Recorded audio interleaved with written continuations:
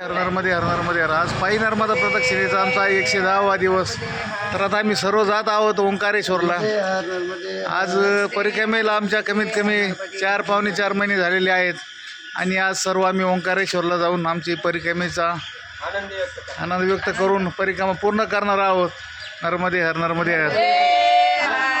महाराज, थोडी परिक्रमेबद्दल माहिती द्या. रामकृष्ण हरी. नर्मदे हर. बघा, नर्मदा परिक्रमा पायी करत असताना आम्ही जो गोघाटावरून 22 नोव्हेंबरला परिक्रमा उचलली बरं का.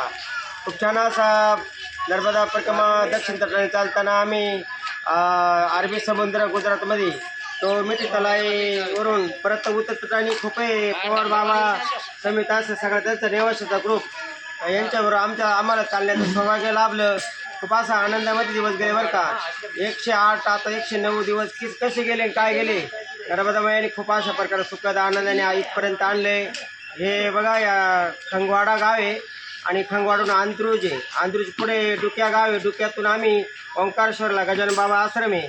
या आश्रमात दुपार आम्ही भोजन घेतोय. नंतर उत्तर पूजा करून मानधाता पर्वताची ती एक परिक्रमा 7 किलोमीटरची ती पण करणार आहोत बरं का.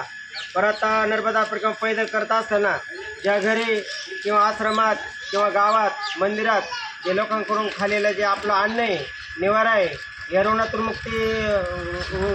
उतरवण्याकरता ऋणमुक्तेश्वर महादेव मंदिर आहे बघा. त्रिवेणी आपला कावेरी संगमावर, त्या संगमावर त्या ऋणमुक्तेश्वर महादेवाला आम्ही दाल चढवणार आहे, पाणी त्या ठिकाणी घालणार आहे आणि त्या ऋणातून आम्ही थोडं कमी उतरावू.